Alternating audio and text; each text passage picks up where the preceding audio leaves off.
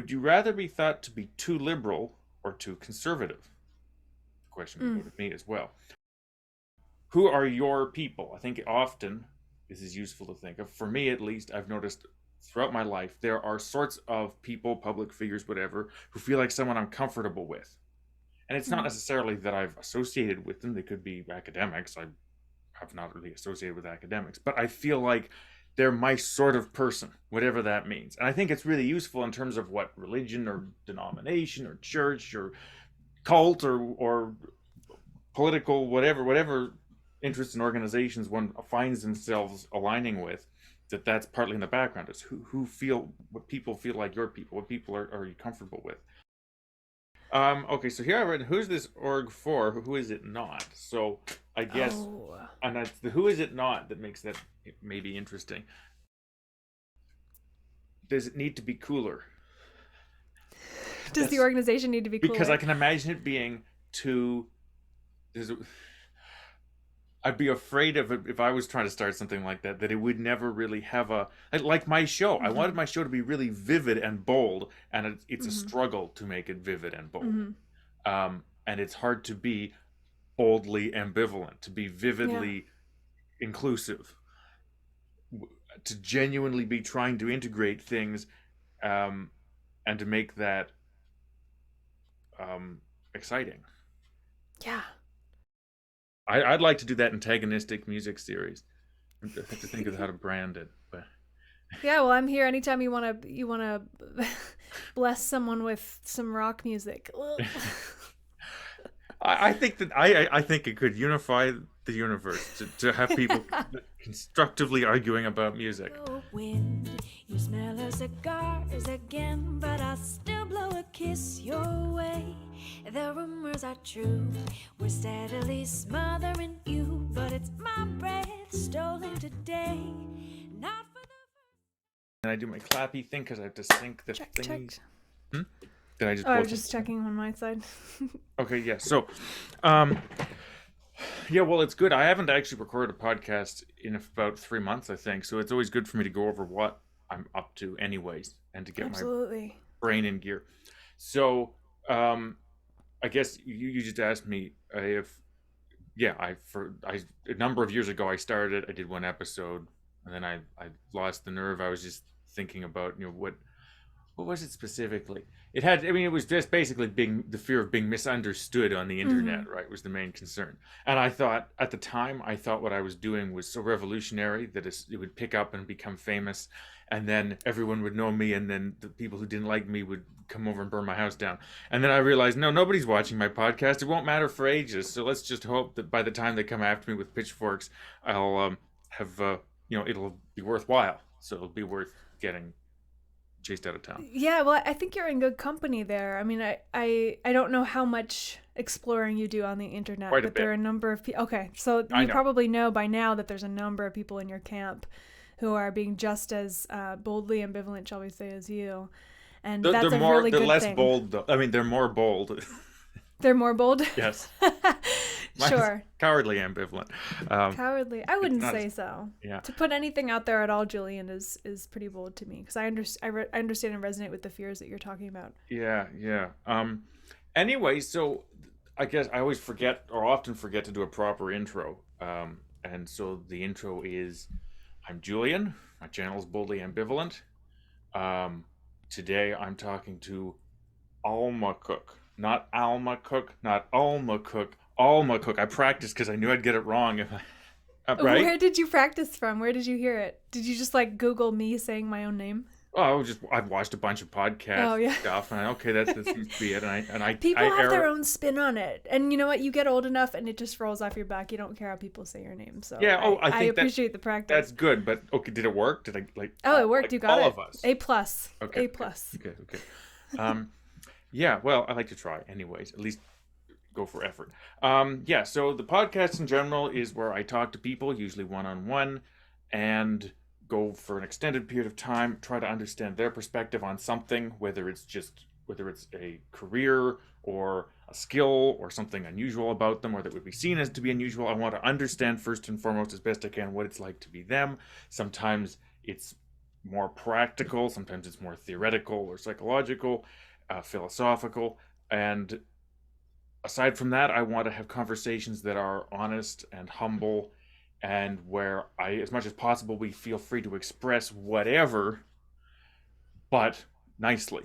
Like that's the goal. That's the theory. Is that if it's, and that in real life it would be great to be able to do that, but it's harder. But if it's set up in a sort of artificial and yet an agreed upon environment, maybe we can pull it off, or pull it I'd off like to more think than. that we could pull it off if we met in Yeah, person, sure. As long, spontaneously but the too. thing But is, normally you don't agree. Like, okay, I'm gonna. yeah, absolutely. Yeah, Yeah, you don't set the ground rules yeah, from yeah. the So it's get. like it's a formal, but hopefully it's practice. So it'll actually improve me Mm-hmm. the rest of the time. And as far as why I was interested to talk to you, you are the musical, I believe this is the title, the musical ambassador for an organization in the US called Braver Angels, which focuses on setting up one-on-one podcast type talks and public events and so on to facilitate depolarizing conversations, specifically around politics, but it sort of gets into other stuff as well because everything's a mess right now with regards to politics and polarization. And that's enough of me. Do you have anything to add to that? Yeah, well, I would just say that I think that your description of your own podcast really, really has resonance with the Braver Angels vision, because this idea of, setting up some ground rules and having one-on-one conversations, sometimes group conversations, we do group workshops as well, but spaces where you are specifically giving people the mission of getting to know one another as human beings, exhibiting that curiosity that you try to embody in your own show. There's a ton of overlap there. So not only do our shows share initials, but the Braver Angels organization as a whole is very, very resonant with what you're trying to accomplish as well, Julian. Yeah, which is why when I realized that it was possible to contact you, that I immediately jumped at the chance. Can I not do this? Can I? I would like to. I'm trying to be more organized than I have been other times. Other times I've just jumped in and figured, oh, I'm really interested in what this person has to say, so I'll just get them started and then I'll ask Mm-hmm. questions as we go along.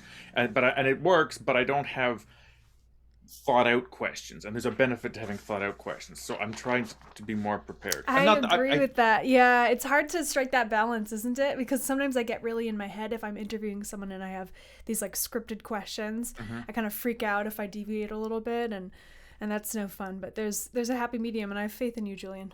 Yeah. We'll see how it goes. So this is I'm going to try and give an outline of the sorts of things I hope to talk about, and we'll see. We've got a couple hours. We'll see where we get to with it. And as before, I do encourage you. Anything you want to add, anything, any questions you have, any probing you want to do, whatever. Of Um, course. Of and course. I I'm need here to bring questions too. yeah, That's my natural state of being. good. So as far as an outline goes, oh, and then one final thing about editing and so on is that I won't put anything up that we both don't think is acceptable. Okay. If for in the unlikely event that you said, oh, well, edit this, and can you change this so that it looks like I say this instead of this dumb thing I said, and I might just can the whole thing because I said this is ruining the. That's a lot of work, yeah. Well, Getting not the even that. It's purity of just it. I wanted to be honest, and there might Yeah, be. yeah. So, I agree. but that hopefully will never happen. So, but that's just in the background, is we can just chuck it. I'd rather throw it out than someone either of us be unhappy with it. That makes There's sense. no sneakiness. Yeah, so I wanted to talk about this organization, Braver Angels. I have this problem. I wrote it everywhere in my notes, BA, and I may call it boldly ambivalent by mistake because that's on my computer and everything how I refer to my thing. Understandable, yeah. So anyways, yes, so just like the obvious questions, what's the deal? What does a music ambassador mean? What's the deal with that? How's it going? Then I want to talk about music because you are the musical ambassador and I'm interested in music and musician stuff. I don't like to describe myself as a musician, but I could describe myself as a musician. And there's that internal interest as well as just as a listener. And I actually came up with some possibly the most provocative questions in the whole thing have to do with music. So we'll see. We may come to blows over that. And then religion, because my understanding was that we have a religious difference, and that's one of the things I really wanted to get into with the podcast in general. I have this idea that I struggle to express about how I'd like to try to approach those kinds of conversations that's Mm-hmm. more productive and honest. We'll see how that goes. I've got some questions I wrote in there this morning that I thought were really profound, so we'll see how that goes. And then I got some bonus questions at the end. But anyways, yes, that's the gist of it. Sounds Uh, great.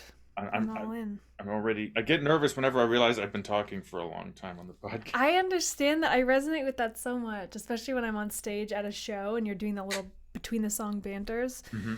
and you're just like, I know people are wanting, like, they're here for the Yeah, tunes, and yeah. Well, especially too if I get into it, so I'm not even quite listening to it, or I don't remember what I just mm, said.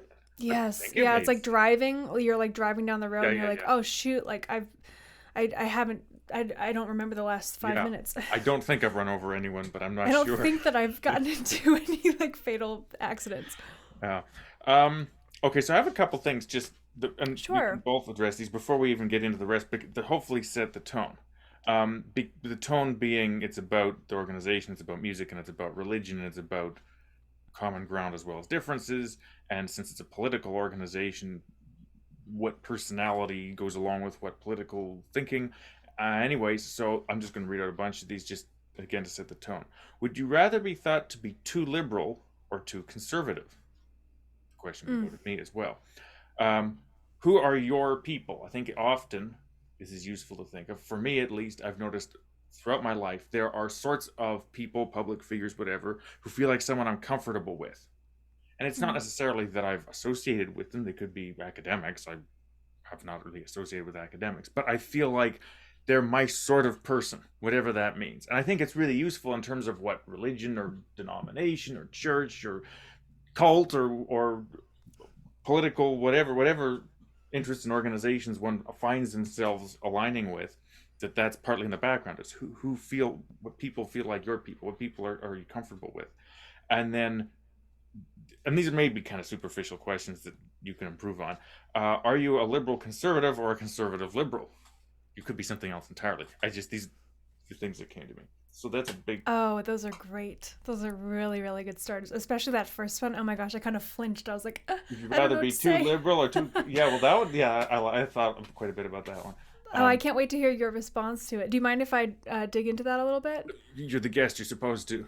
Okay, let me do my job. um, I, as you were listing off some of those questions, and I continued to chew on that first one that was super provocative. I thought about the two worlds I live in, which are for the most part the LA music scene and the North Dakota oil patch, where I Which I should have have a mentioned. business. Yes, so I own a business in the oil field, and I'm also a musician who has a team of players in Los Angeles, where I spend most of my professional time in that capacity. So when I'm in LA, I'm a little bit more on the conservative side, if you can imagine. And when I'm in North Dakota, I feel like this flaming hippie that's like everyone is worried that I'm like some kind of labor organizer or, environmentalist who's going to like overturn the whole industry that I'm a part of. So when I think about which of those settings are more comfortable for me, the correct answer is Williston, North Dakota, where I am right now. I prefer to be thought of as too liberal in a conservative space than too conservative in a liberal space. And part of why that is, I believe, is because it's how I perceive people's reactions. I don't know if these are real, but how I perceive the reactions in each of those spaces is actually more accepting in the conservative rural America. They might kind of tease you for being a liberal, or they might joke about how you voted for Obama or this or that. And it might be like some serious jabs. Like talking shit is like a love language out here. Whereas in LA, if I were to expose certain parts of myself that I very authentically or even passionately believe, there aren't too many of those topics, by the way, because I'm pretty boldly ambivalent myself. But to expose those parts of myself to my circle of friends down there is scarier, because I'm not just going to be jabbed at and like poked fun at as like a dumb liberal, but I'm going to be thought of as an evil conservative. And I don't know about you, but I'd rather be considered dumb than evil. So does that answer the question, or It was way give you more any food exciting. for thought? No, that was good. It's funny actually because I thought out the conservative among musicians thing. I have questions about that in the musical section. I hadn't even thought of it the other way around. So I mean, you're perfectly set up to answer that question more than I am because I don't have that experience yet. I don't know if I'm ever going to get into it, honestly. Um, I've always been in a relatively liberal setting, not like with Mm-hmm. some of it's been more political and charged, but I mean more like it's just culturally that's the assumption. Mm-hmm. But I've also been kind of out of everything, so it's been nice that way. I really don't have the same intense problems that you do, simply by nature of of not associating with a whole lot of people. To be honest, it's been, Mm. and I sometimes think that's been a huge gift. Um, Yeah. I was homeschooled, and You we were. we Okay. mostly did stick to ourselves to excess, but sometimes I think that was a good thing when I see what the alternative was. Like it was people, um, and but that was if you were to to divide homeschoolers into the extremely religious side and the hippie side, it was more the hippie side. But Mm-hmm.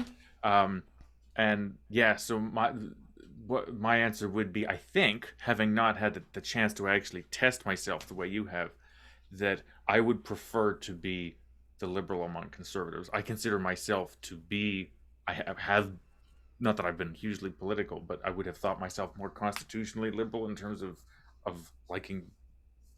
Are you familiar with Jonathan Haidt's stuff? He's associated I with the am. Yes, organization. He I must be. actually was going to mention to him as soon as you I mentioned personality types a while back. Yeah, if you can grab him and make him talk to me sometime, that would be good. Actually, I have yet to. I should try contacting him on my own first, but he's on the list. Um, yeah, so his work has to do with, he's a psychologist. I'm telling them, obviously not you. Has to do with the studying the personality characteristics that tend to result in people affiliating themselves with particular political and religious maybe interests and so on, roughly. And and I think I am more constitutionally liberal in that sense, in terms of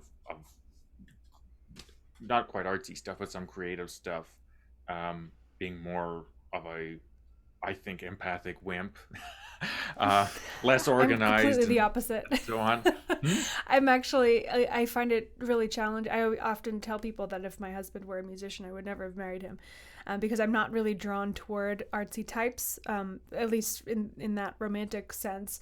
And oftentimes in the friend sense as well, because of that, like the chaos mind that a Mm-hmm. lot of artists have. And it's not that I don't have any of that, because I have enough of it to be producing music. But even with my music, I think everything through in a pretty mathematical, linear way, and it bothers me a great deal when I am around people who are not thinking linearly or Mm, mathematically, as I will arrogantly accuse them of doing.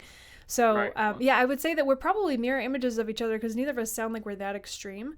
But I think that constitutionally or characteristically, shall we say, I'm more of a conservative bent. well, that could be interesting. Yeah, you may have to let me know if I get into too many brackets and tangents, because that is a problem I have. And I've met someone who was she could not finish a sentence without going into another story. I've an hour, and it was exhausting. I'm not that bad, but I do It get. can be an exhausting. I don't think you're that bad, and plus you have an outline in front of you. You're doing great. Yeah, well, yeah, but the problem is You are empowered to my be linear. printer's almost out of ink or something, so I've got all these lines, and I may not even be able to read it. We'll see how Oh the outline goes. no! I've All you got a can see is backup on the screen. BA, and you're like, what does it mean? Yeah, I'll just make it up. Anyways, I had a feeling there was something else to be said about that. Yeah, you Okay. were talking about height and Yeah, and the your differences. personality. Yeah, I don't remember what it was. Anyways, yes. But you're more comfortable. You're more comfortable being thought of as liberal or more Oh, there conservative. was something to do with. Oh, yeah, I thought of something that was. Yeah, I don't know if I've got the brain power at the moment to put this idea out. I was spent a lot of time this morning thinking about this. That part of what I think is involved in. Okay, so I'm answering the question: would I prefer to be seen as too liberal or too conservative? Okay, well then, what do I imagine people think of me if they think of me as being one of those things? And it's sort of like what you said: you prefer to be thought of as dumb than evil, um, which says something about the people you're responding to as well. Is that I think I've seen people for sure who actually would prefer to be thought as being practical, hard nosed. They have it together. They're not dreamy, and they're not mushy and nice. They actually are constitutionally set up so that they can they've got some defense against that concern. Mm. Like being accused of being evil. Yeah, Yeah, well, I've if met a you mean number of them. I'm not just a pushover, yeah, I guess that's right. That's Yes, whereas that's it's exactly not how like we they don't would have that. I say. don't have that. That's the thing. Whereas on the other side, I think if I was thought if was in a position where where someone was making me feel, or I was making me feel and thinking it was them, that I was too nice, I think I'm more psychologically set up to be able to handle that and think, no, I just actually can see, you know, things about other people that you can't, or I'm just so I suspect there's that too. Is it's almost like how your personality can defend or reward itself for certain things. Yes, And defender. yeah, That's such a good that framing, that's sort of Julian. Yeah. stoically going forward and thinking you're no nonsense and all of that. No, I don't have a lot of Well, that. here's the thing: is I feel like I'm so far on the no nonsense spectrum that the types of people who think that I'm too nice are very few and far between. Like there's few enough of them, where I don't have as many jabs coming from that direction, because I am kind of a hard nosed person that would more often by the general public be accused of being too harsh and cold, and that's an area of myself that I'd like to improve. So. Yeah, perhaps some of it is just like the sheer amount of criticism that I would get one way or another that makes me a little bit more immune or immune-ish from the evilness accusation. But again, at the end of the day, I'd rather be the dumb hippie than than have people think of me as the evil person. If only because it takes time and a lot of effort to explain to someone why you're not evil, and that's just not a fun position to be in. Well, yeah, I've concluded a while ago that if ever there's a position where I write someone off as being like, once someone gets in a position where you disregard most of what they say, or you think that they could always be up to something, or this isn't exactly the same as thinking they're evil, there's almost no coming back from that. Like, it's really hard. Maybe there are actions that could do something like that, but it's really hard to, because you can always find a way to view someone as terrible, pretty much, if that's what you've settled on. 1,000%. Yeah. Okay, so do you have an answer to who are your people? And I'll try to answer this too, but it beats me how I'll answer it. I didn't think through whether these are answerable questions, by the way, so you can just tell me they're hopeless if you like. I like it. You have a little bit of structure and a whole lot of just leaping out and hoping that you'll grow wings. I laughed to myself as you dictated this question at the beginning, because I believe I found my people around 2020 and 2021. And that's a group of crazy fans, crazy, lovable, wonderful fans of a podcast called The Fifth Column. Now, The Fifth Column is loosely libertarian-oriented, but the hosts of the show, at least 2 out of 3 of them would hesitate to explicitly call themselves libertarian. They have kind of, a general skepticism of government, of tariffs. They want drug legalization. They are probably pro-choice for the most part, but they're not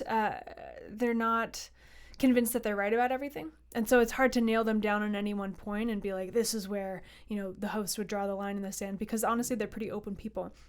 And they've come to attract a group of fans that are also pretty open and very exceptionally smart also. So I just fell into a Twitter sphere, I guess, of folks who also listened to that show. And then before we knew it, we were on Zoom calls together, and there were, all of a sudden there's 30 of us in a clubhouse room together, and we go to, I just got back from my honeymoon, and one of the families that we stayed with on our way back from the Pacific Northwest was someone I'd met in this community. So my people are very much like the Fifth Column, the Fifth Column fandom, and it's really because I would say that they're boldly ambivalent, just like you. Well, that's it's an interesting answer. I put the show down, and again, you brought up something I meant to mention at the beginning, which is you just got married. So that's supposed to be a good thing. So congratulations. Sure did. Yes, thank you. I'm really excited about it. Okay, so I haven't answered that question, and we're gonna do this now. I never even thought of having to answer all my own questions, but for some reason it kind of seems appropriate. Go off the cuff, man. I invite you. Who are my people? I don't know. I could list them. I don't know. I think self-awareness is a big deal. I've thought this before. If someone appears to be self-aware, I'll put up with almost anything. They can make the same dumb mistakes over and over again. They can, do things that are actually kind of mean-spirited or whatever. But whatever it is that bothers me, but if they seem self-aware and recognize it and make jokes about it, then I suspect almost anything goes. so self-aware, and it's nice if they seem even-handed. I know this is a Mm-hmm. totally different answer. Um, this is the traits as opposed to the actual people. But I can't think of any easy blob of people. It's just more like someone over here who has those characteristics, someone over there who has Yes. characteristics. Various Yeah. YouTubers and um, yeah. So self-awareness and A little even-handedness a too. I mix liked of that. of creative and sort of critical thinking, I guess. Mm. Critical Yeah, thinking that's a good answer. seems to be this term people throw around and it means something different.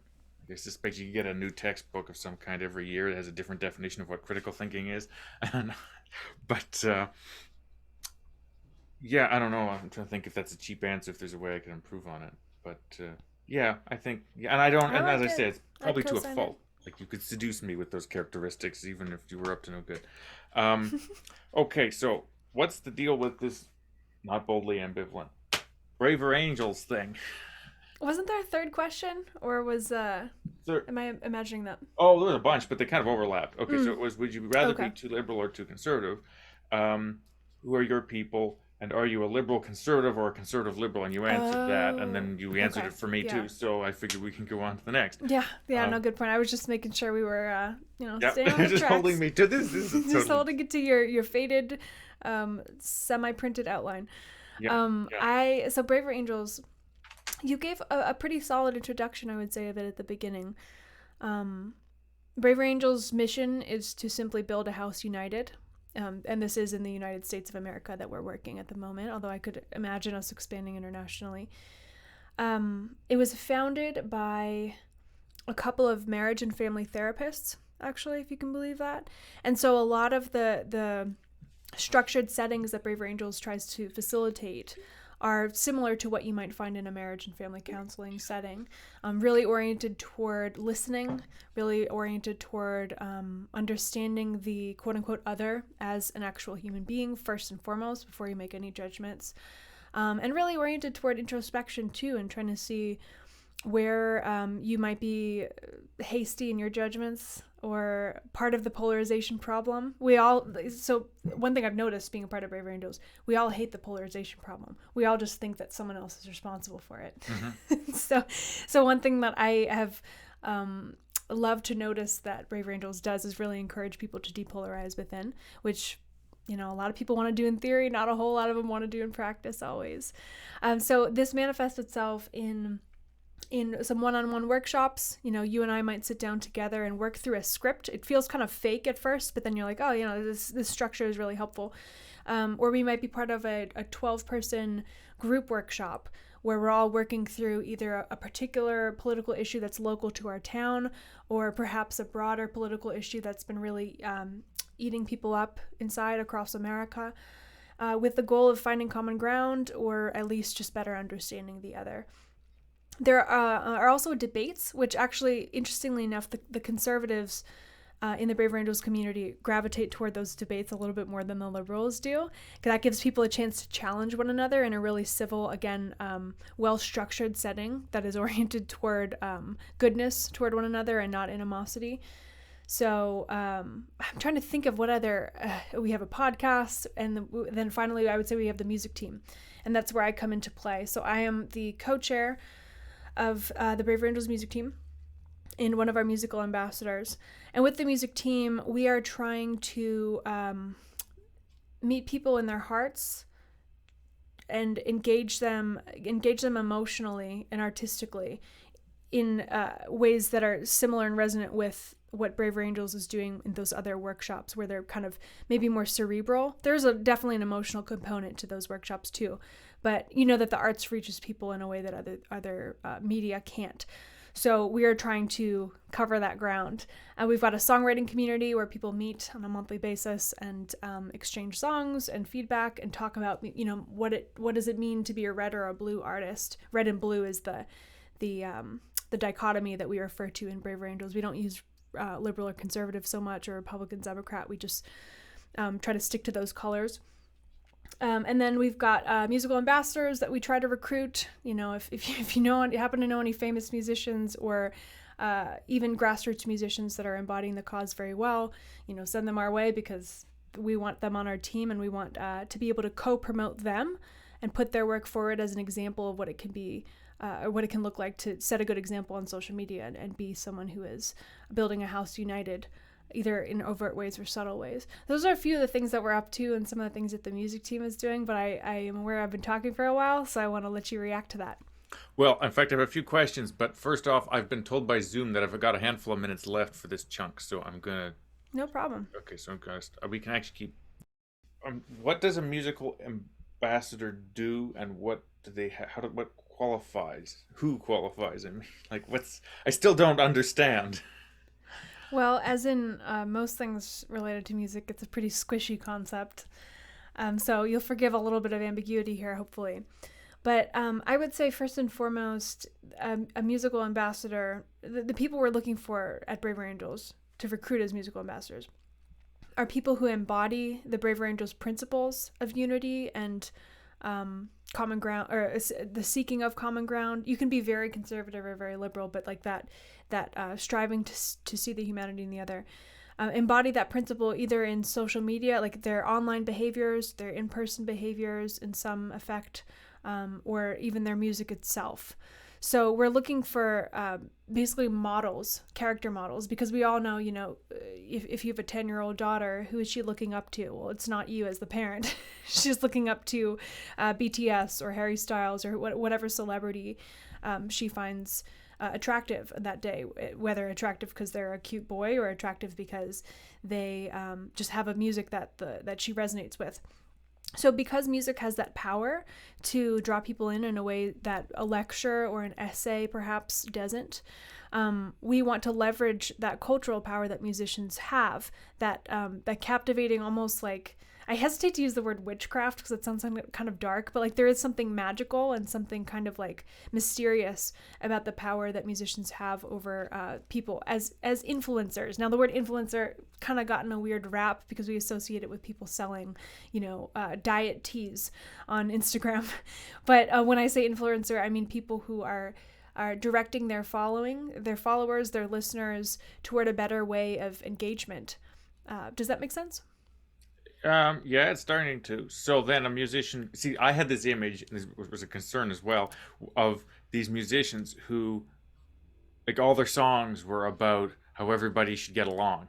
It just felt like shoot me if that's what we were up to, because like that yeah. that existence sounds terrible, and I would challenge that too. I thought that sounds like it would get old fast. It would get so old fast. In fact, there are a number of people in the Braver Angels community at large. I'm not going to say within our songwriting community or within our leadership team, but people who just seem to think, like, maybe they'll email us a song that's about how can't we all just get along, and it's like, okay, that's cute if you do it once, but if you do it twice, if you do it 3 times, for that, like that message doesn't really sink its teeth into anything in a meaningful way. So we would much rather see a suite of, arguably kind of more polarized, shall I say, like people who are more opinionated on either side, being themselves in public, but being themselves in a way that is civil and respectful and kind. And we try, as in all things Braver Angels, we try to actually have even-handedness. We try to have a balance, 50-50 red-blue balance. Now, do we succeed in the arts? That's very, very challenging. If you know any conservative musicians who are actually, worth a damn musically, please send them my way, because we always have a shortage.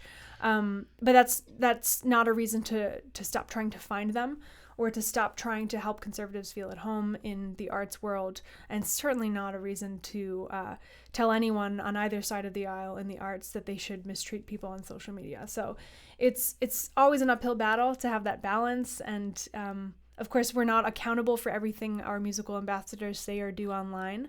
But these are people that we, are secure enough in their standing to push forward and say, we like what this person is doing, follow them, support their work, engage with them, and we trust that for the most part, they're going to set that example of the Braver Angels way. Okay, here's my next problem. I'm hard pressed to imagine where you could have the odd musician who could do this, but you're going to find people who have enough of a personality, enough of a presence, enough of an influence that you can really tell that they are like an integrating force. So unless it is that they're singing about how we should all love each other, how do you tell? How does it actually get anywhere? Like you might be well Mhm. intentioned, but is it? And you have a podcast. I may or may not be well intentioned, and I have a podcast and could do some musical things. But if we didn't, would anybody know about it? If we just say some nice things during our show? I, Yeah, that's a great question. So one of our musical ambassadors, Becca Stevens, she is a liberal. I think that she would self-identify as a liberal. And what drew us into her was she's got a song called Heather's Letters to Her Mother, which is about Heather Hying. Heather Hying? Am I? Wait, that's not that's Brett's. that's how you That's pronounce it. not. That is a name. Am I? It's a Let me make biologist. sure. No, no, no. So that's not the one I'm talking about. I gravitated toward that because it's like front of mind. But it's Heather. Okay, Heather's Letters to Her Mother. It's about a young woman who is killed in the catastrophic.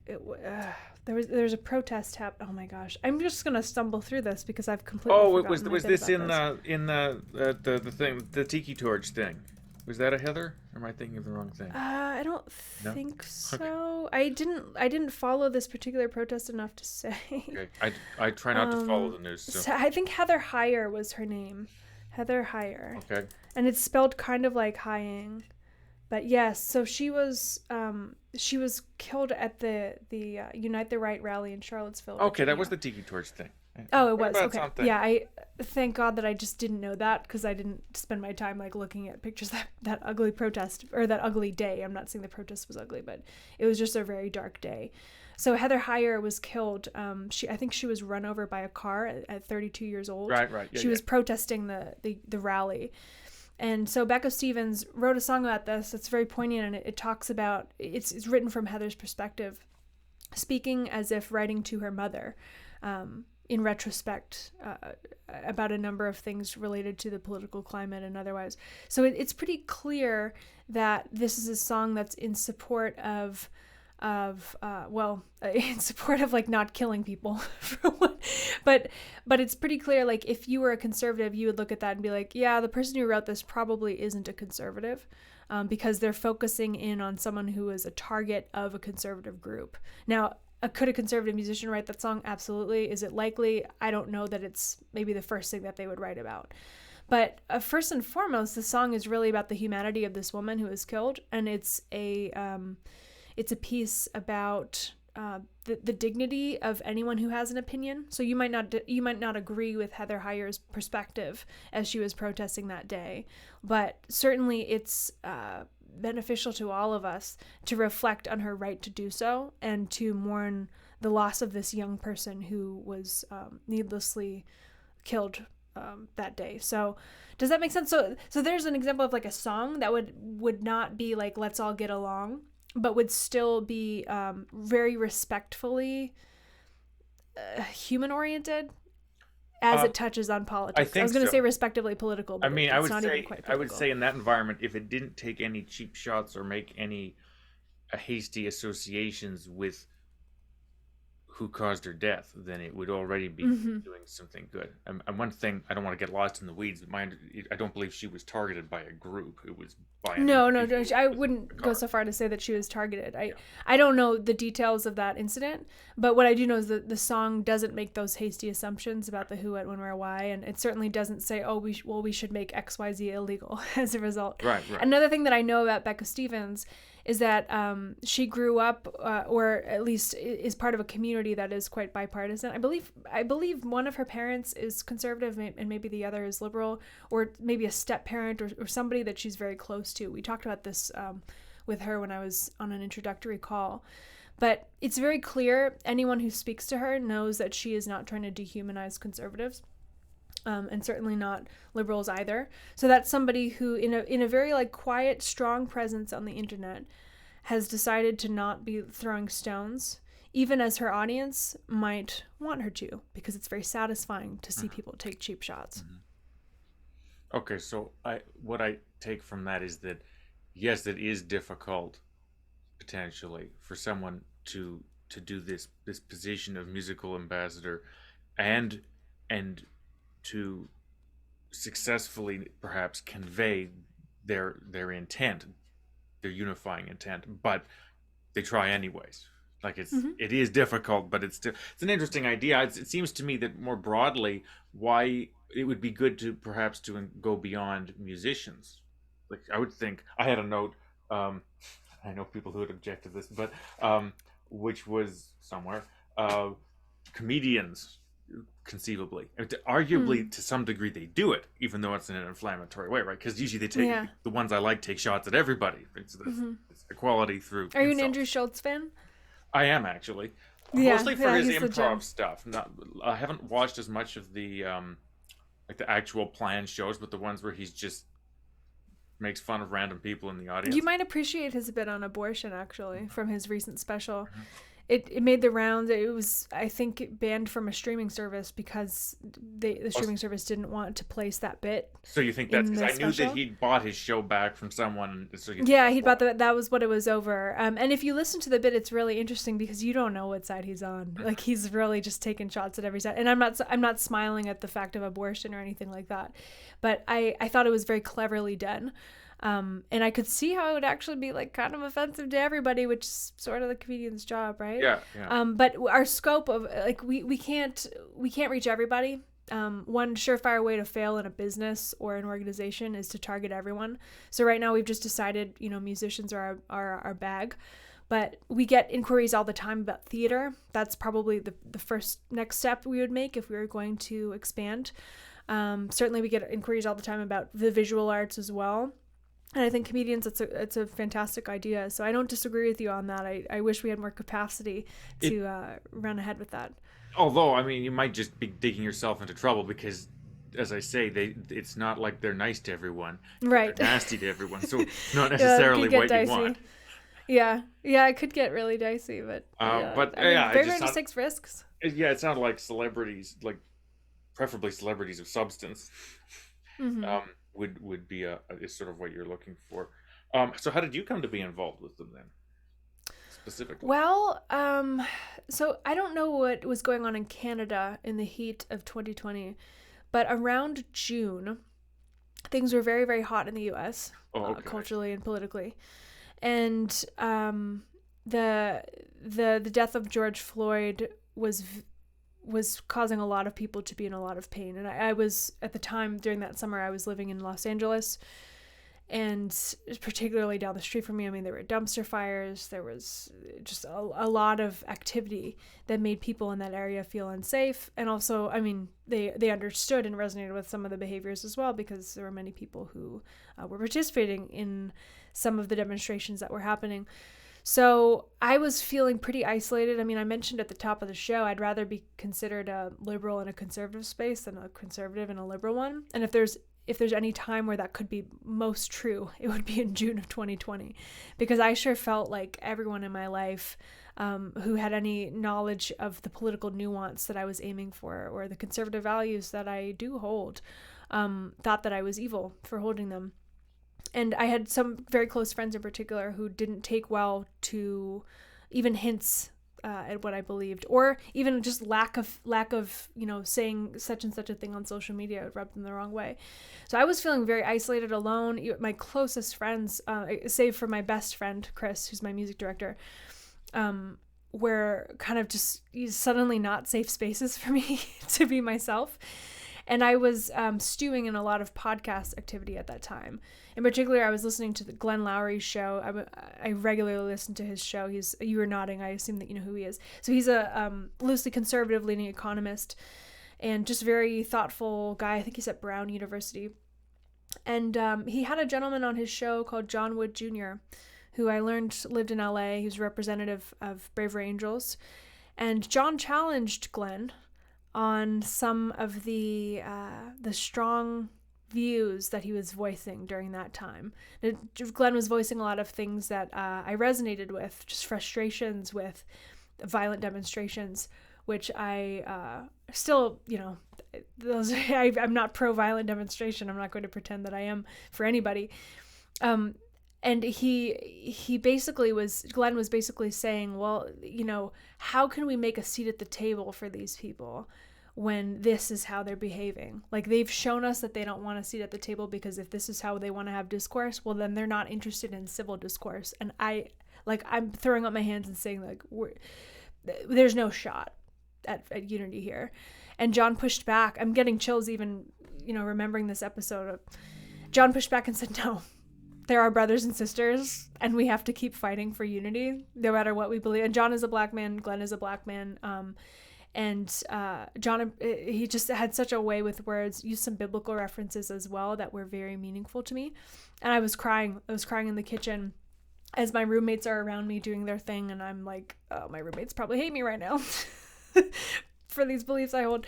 But John spoke so well to the what I perceived to be the problems at the time, while still making room for those that he or I or Glenn disagreed with. And I was so touched. So I DM'd him on Twitter. Well, first I checked if he was single. I was like, hey, is John Wood Jr. single? So I kind of want, if he's in the LA area, like, hey, hit me up. But then I learned he was married with a wife and kids. So, okay, well, at least I could buy him lunch and learn more about this organization and see if there's any place for me to get on board. So he said yes. He let me buy him like a scone or something at a little coffee shop. And I met up actually with a friend of mine. And yeah, I hit the ground running. He connected me with the music team that week. The music team was nascent. They had just done like a songwriting contest the previous year, and they were trying to orient themselves going forward. So he connected me with them. No sooner did he connect me with them than I was in leadership for them, because they like that 50-50 conservative liberal leadership, as I said. And, the rest is history. It's been 2 years, 1 year volunteering and then 1 year on staff. With that music team, and I would never go back. I thought of a couple things, and I don't remember what they were. But so you've been, I don't remember the dates, but you've been involved with them since close to the beginning then. Like, they haven't been around that long, right? They actually, you might be surprised. So, well, I mean, they're not ancient. They're not decades old, but they're almost a decade old. They started after the 2016 election, or maybe during the 2016 election. A lot of things seem to start around then, yeah. Yes, many things started in that strange time. They brought a group of people together in, I believe it was Ohio. And this was one of those group workshops that I mentioned earlier. They had either 12 people on each side or 6 people on each side to make 12 Hillary Clinton supporters and Trump supporters, meeting with the goal of understanding one another. And so their work has evolved and changed and snowballed a little bit since then. But yeah, they started in the Trump era, the beginning of the Trump era, and I expect that they'll continue well beyond the Trump era, because this problem doesn't seem to be going away. Right. Do I have anything before I proceed? I don't think so. Alas, I've stopped the flow here. My brain's hit a wall, so I'm gonna see what I got next. It's okay. Well, I've noticed watching my podcast that'll happen. I'll be listening, and then I'm in listening mode. I don't have anything to say. It's empty in there. I understand that. Yeah.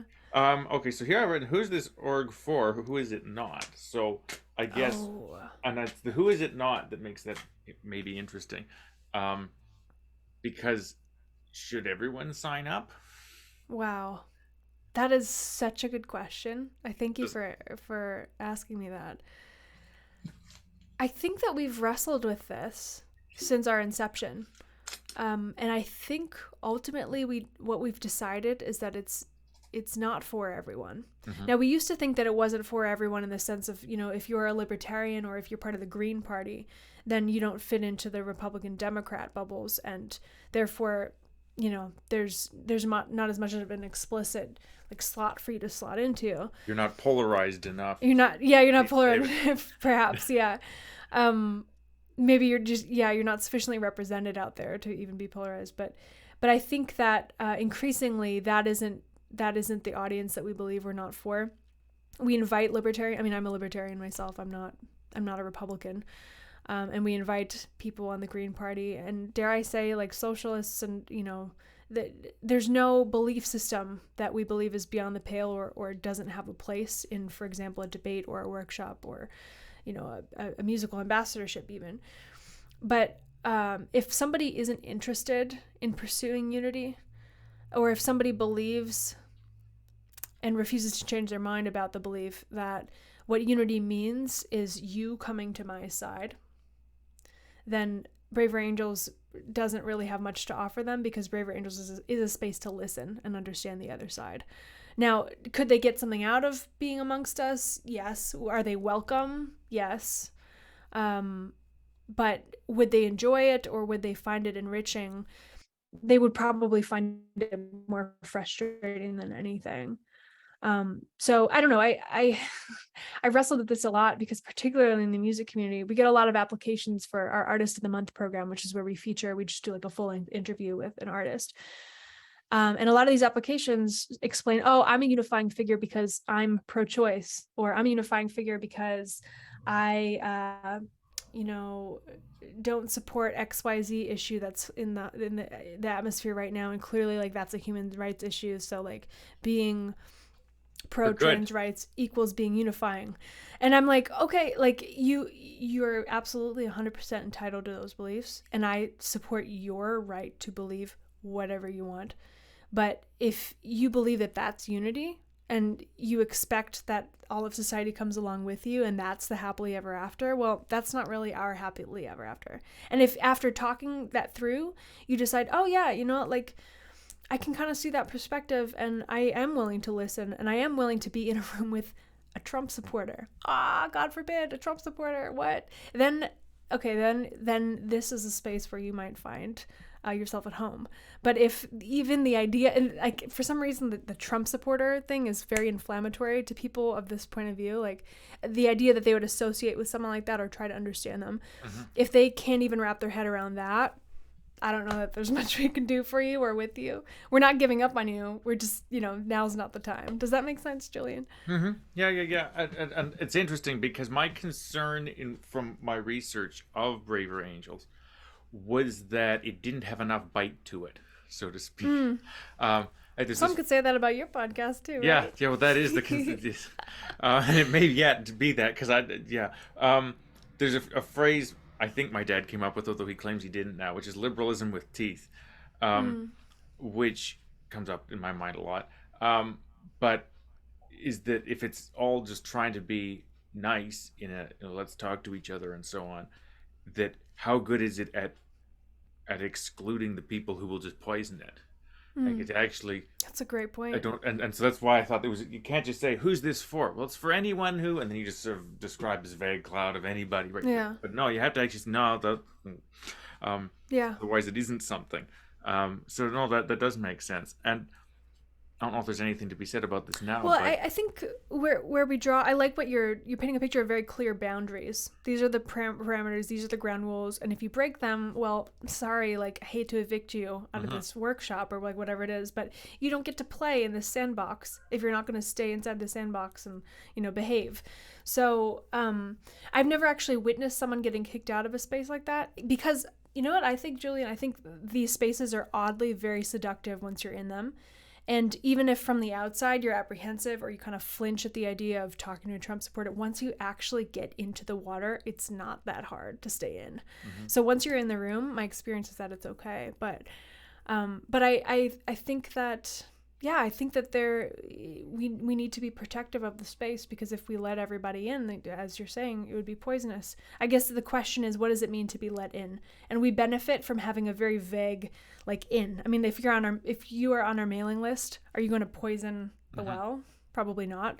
If you're in a workshop, are you going to poison the well? Well, you might poison the 12 people that are with you.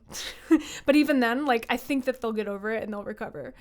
But as long as you reiterate the standards and stand by them in each instance, whether you're responding to an angry email of someone who's on the mailing list or, mitigating a challenging circumstance in a workshop, I think you'll find that the virtues of the organization will be preserved. Do you think... Would you like... No, let me think about how I want to phrase this.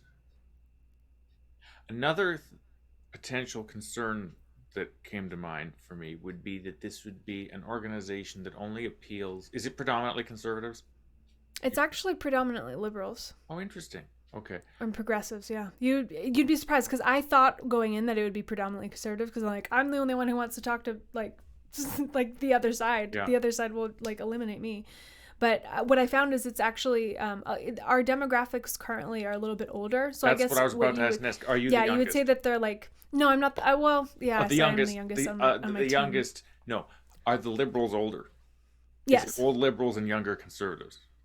You know what? I think that it might be that. Yeah. I mean, I'm surely we have some old conservatives. We're a massive organization. We've got thousands and thousands of members at this point. And we have demographic information on much, if not all of, if not most of them. But yeah, that's a super interesting point. I bet it is older liberals and younger conservatives. What I actually meant was younger liberals and a mix of conservatives, but I just meant that like they're the weighting on the liberal side. Oh, I got that backwards. I would expect the liberals to be older. That's the point. Mm-hmm. But what's on the conservative side, I don't have any thoughts of. But I would expect more of a mix, because I just from what I don't have any sense of what's really going on out there, but just from stuff I see on YouTube and so on, it seems like that's more. If there's going to be an organization that's, well, anyways, I won't even get into that. Yeah, but I could see how you would make that guess. Yeah. I think that's a pretty good guess. That was supposed to be set up for another point, which is, I could imagine that does it need to be cooler? Does the organization need to be cooler? Because I can imagine it being I'd be afraid of it if I was trying to start something like that it would never really have like my show. Mm-hmm. I wanted my show to be really vivid and bold, and it's a struggle to make it vivid and bold. Mm-hmm. And it's hard to be boldly ambivalent, to be vividly inclusive, to genuinely be trying to integrate things, and to make that exciting. Yeah. I think that you're right to think that that's a challenge. I'm glad that you brought that up. I don't have a response to that. I do think that that is one of the ever-present challenges of an organization like ours. Mm-hmm. But I also see, our national ambassador, not musical ambassador, but just org ambassador, John Wood, the one I heard on Glenn's show, he's an example of somebody who can speak very passionately about these things and draw you in. And really push your buttons, dare I say, in a way that, makes you pay attention and makes you want to be a part of it, and, makes you think, hell, this guy's charismatic and interesting. Charisma goes a long way. I'm curious to learn more. If every member of Braver Angels were a John Wood Jr., we would have no problem being cool. Okay. Or if every member were like my teammate Micah, who is head of a what's called the Jerusalem Youth Chorus in Israel, where they get Palestinian and Jewish children together in a choir. Radical idea. He's a Forbes 30 under 30 guy, super interesting and engaging. Like, we have these people who are anchor points of cool. Now, do we need more cool? I would love more cool, but you work with what you've got. You work with the demographics you got, and you try to put people on stage that will attract people like them, whether that like them is a cultural like them, like my friends here in rural America, whether it is an urban Black community that John Wood might be able to speak to, having grown up with a foot in, like, with mixed race parents, a Black and white family, and interesting like income disparities between him and his wife and so forth. So like there are ways to draw people in, but there's no substitute for cool. But I bet you also can't pay for cool. To who your people are, without being too narrow in that definition, that would be to an angle. And this is actually, I would think this would be a good thing for this. They should expand the musical ambassador role to include this. Is like strategic cultural planner. Is okay. I like this person, but I'm this age and I like these sorts of things, and I have a whatever political leaning on them. This is my personality. What about people with this very different personality? Do they like this sort of people? Is this their idea of what's neat research and exciting, or is that their idea of hokey? And they like this thing that I think is kind of crazy and ridiculous, because going back to demographically too, and just sort of if you're the emotional propaganda person, as opposed to like the logical, then then what is it that'll get people? Yeah. And I think that with music ambassadors in particular, we're kind of, I mean, I hate to say this, but we're kind of taking what we can get on that front. Not to say that we aren't choosy about who we would actually sign on to be an ambassador, but we're not in a position where we can choose, okay, do we want Eric Clapton or do we want, this other famous, you know what I mean? Like if we could have our pick of any famous person, we would love to pick the people with very different types of resonance to like create this very holistic version of cool. But we don't have that luxury because not everyone wants to sign their name to something. Yeah, no, I know. It's just it's interesting to think about. Yeah, it's super interesting. And I feel like it's got to be part of the thinking about it. Like, I might think that Leonard Cohen's kind of neat, but I bet a lot of people just don't get it. Right. Yeah. I need to start a new chunk now. It's okay. And if you can imagine, it's been another, because I do about half-hour chunks. So okay, I'll be great. back. Well, then we can roll probably throughout the end of the next one, right? And then I probably got to go cook dinner in a little bit. Yeah. Okay. Yeah. You tell me when. I will say right now that I'd be quite happy to do one or more of these in the future. Absolutely. I would love to. Yeah. I'm always concerned especially if I don't get to watch a lot of a person first, about how our personalities will mix and how things will go. And I'm quite happy with the results. I am too. Okay, it's a delight to talk to you. Back in a second. Okay. Okay, so we got about half an hour or so to go. And we're just making it to the end of the first of 3 it's okay. sections here. I think that's a good thing, right? Gonna have to pick it up. Yeah. I wonder if there's any intelligent way to make use of this. I wanted to have a whole discussion of religion, and I'm afraid that it might be better almost to, like, the way we're going, we could make full episodes out of each subject. I'm not actually sure I want to compress them. Yeah, let's do religion another time. How about that? Sounds like a great conversation. Okay, so what I'll do then, I don't know if this is the right idea, but that's the thing. It's hard to tell what is the right thing.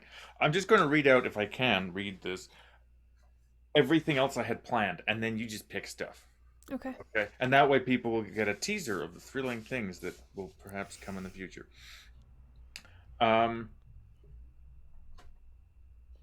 That's good enough for now. Okay, so about music. I had some stuff I actually wanted to talk about. Your music, I wanted to say some nice things about it. But we'll skip that and do that later. Oh, you don't feel like saying nice things about me today? I just don't know if we have enough time. Because there's so many nice things you'd want to say. Yeah. See, that's the unbold, that's the cowardly, ambivalent response. I wanted to, there's some questions I'm actually trying to figure out with this podcast. And one of the things that has nothing to do with any of the subjects I've covered in my other videos is stuff like the following. What page did I put it on? Do you think that music can be objectively good or bad? And then I put after that, especially bad. I can't get over this problem. I don't want people to say that the music I like is objectively bad. Yeah. But I do think there's music that's objectively bad. And then here's another one. I messaged you a version of this. I suspect that 30 to 60% of the population doesn't listen to music primarily for the notes, the rhythm, or the neurological massage, which is me trying to explain what I like about music, is this feeling like it's a thing. What do you think about that? Can you help me be more clear and specific about this idea? Do you think one can have... I should have figured out what the sentence was before I started reading it. A more or less mature taste in music? Something. Are there more mature pieces of music then? Is it all really subjective? I'm screaming. No, it can't be. Do you find that people will compliment you, your ability, musically speaking, rather than the music itself? What do you make of that? That's just a musician's gripe of mine. People will compliment and say, "Oh, you're terrific." Thanks. I'm terrific. What did you think about what I just spent an hour doing? Did you like it? And then I asked, as a musician, are you and a conservative? Are you conservative among liberals, or do they think oil field work is the work of the devil? What's it like for you as a musician? Well, I hate to break it to them, but all of their instruments and microphones and so forth are made with petrochemicals, so it's a little bit little bit hard for them to pass that purity test. I'm sure that we can make it out of hemp or something. Um, I knew I liked you. That was an excellent response. I don't know. That's more the bold than the ambivalent, but normally I err on the other side. So, okay, now I've just run that out of the musical stuff. Do you think this is a terrible idea? I'm just blasting through No, I reading. think these musical questions are great. I think we should dive in and just see how Okay, far we okay, get. we'll leave this. But I had some great religious stuff to talk about too. I do want to just for clarity's sake. I described myself as sort of agnostic-ish, maybe, and my understanding was you consistently described yourself as some flavor of Christian. Is that Mm-hmm. right? Okay, Yeah, good. that's So correct. yeah, we can argue later then. Okay, so um, I'll. What time do I have left? How much longer do you want to go? We could go 40. I mean, however, Long the chunk is the I can go until 5, so the next 45 minutes, let's say, yeah. but your We'll recording is stop when already. yeah we'll see. Yeah, okay. Okay, I don't know. I might squeeze in another chunk if you're willing to go right to the end. Okay, so I'll say some nice things about the music you do. I specifically liked. Well, first of all, there's an interesting mix of music that you do. Um, I I don't want to pin things down into genres, but it still can be a useful way just to explain what you're talking about. And the bulk of what I've heard, I would call modern-ish jazz, kind of. Does that make any kind of does that? It makes sense. I understand why you would call it that. And then I guess I would say. some, particularly the song "Sure," sounds more like straight pop to me. Surefire, yeah. Oh, Surefire and is Long that? Division. Oh, Those are right. Yeah, pop. okay. Yeah, I just wrote these down really quickly. Um, so I've got here for modern snappy jazz that I liked Hot Shot. I thought that was neat. Oh, wow, you dug deep in the catalog. Uh, I listened for a couple hours this morning while I was trying Oh, wow. to get ready for getting work done. Yeah, that's from my first record. So a lot of those live songs are from 2014 when I first dropped an album. And it's not that I don't relate to that genre at all, but they have like more of a raw live feel Mm-hmm. that you won't find in a lot of the other stuff. Although my next album will probably be more in that vein. And by probably I mean definitely, because it's pretty much already done. Okay, well, I'd be interested to know what that raw live feel is because I didn't identify it, and I don't know if that's because I didn't hear it, or because I just don't label it that way.